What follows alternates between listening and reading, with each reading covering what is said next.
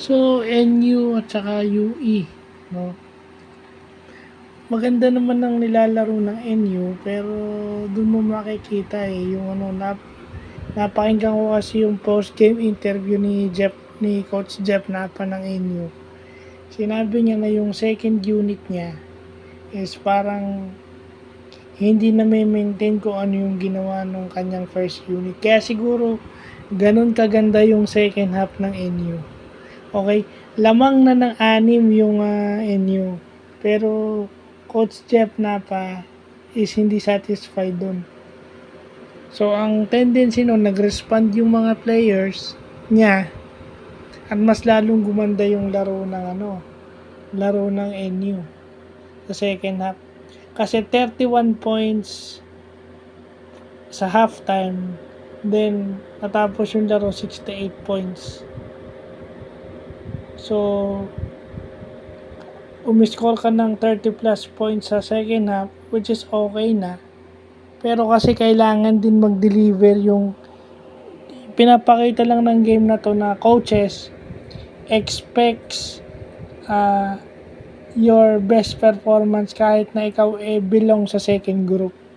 Kasi yung first group, kaya nga first group yun kasi yun yung inaasahan nilang mag-i-establish o pag madiinan, sila talaga yung ipapasok pagdating sa diinan o dikitan laban.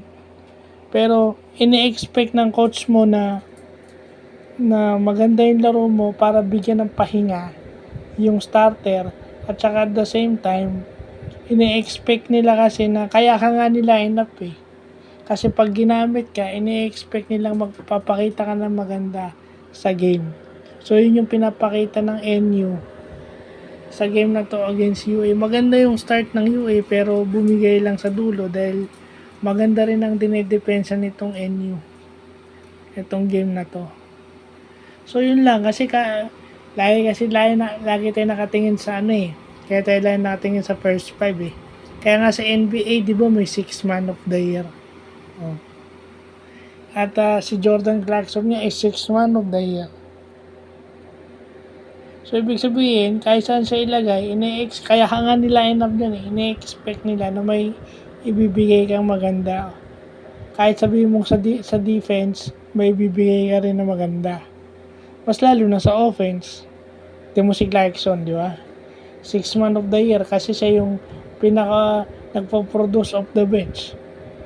So, yun na yung pinapakita sa'yo. Pagka niline up ka ng coach, lalo na sa UAAP at sa NCAA, it means nag-e-expect sila at may tiwala silang kaya mong maglaro kahit na ilagay ka sa bench o off the bench. So, yun lang po.